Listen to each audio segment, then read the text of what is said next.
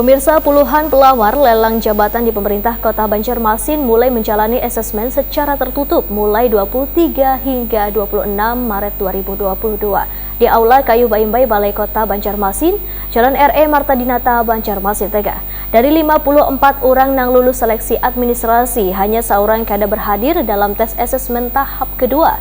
Tes asesmen meliputi tes tertulis, diskusi kelompok, hingga wawancara.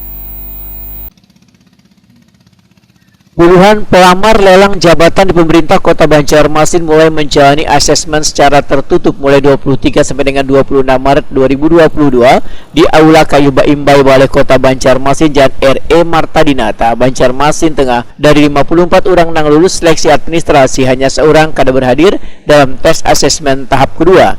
Tes asesmen meliputi tes tertulis, diskusi kelompok, hingga wawancara. Wali Kota Banjarmasin Ibnu Sina Wahitakuni Prima TV jelang tengah hari Rabu 23 Maret 2022 mengapresiasi kepada seluruh pelamar yang berpartisipasi dalam kegiatan lelang jabatan untuk mengisi 14 kepala SKPD di lingkup pemerintah Kota Banjarmasin yang masih kosong. Pemerintah Kota ujar Ibnu Sina memberikan hak sepenuhnya kepada panitia untuk melaksanakan seleksi. Menurut Ibnu Sina, seluruh pelamar lelang jabatan karena hanya dituntut kemampuan dalam bekerja dan mencoba memahami visi misi Banjarmasin Baiman wan lebih bermartabat, sehingga diharapkan mereka yang mengisi jabatan kepala SKPD nanti ada sumber daya manusia yang terbaik lantaran terkait pencapaian visi misi Banjarmasin Baiman periode kedua. Selamat kepada seluruh peserta, terima kasih ASN Pemko Banjarmasin dari luar Pemko Banjarmasin juga banyak yang ikut untuk mengikuti lelang jabatan.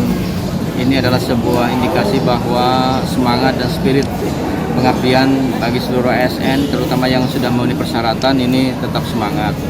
Tapi yang paling penting adalah ikuti dengan sebaik-baiknya. Kemudian kesempatan untuk menaik ke eselon 2 itu kan sifatnya di samping prestasi juga adalah loyalitas dengan pimpinan.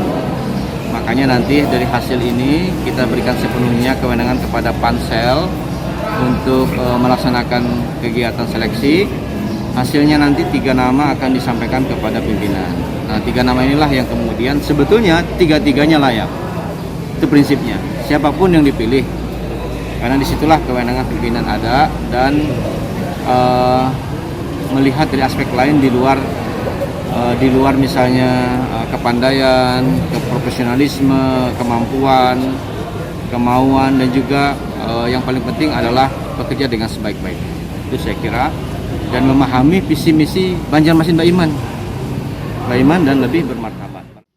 Ibnu Sina menambahkan, pemerintah kota sangat mengharapkan kepala SKPD yang kosong secepatnya terisi, sehingga bisa sesegeranya menyelesaikan pencapaian visi misi Banjarmasin Baiman Jilid 2.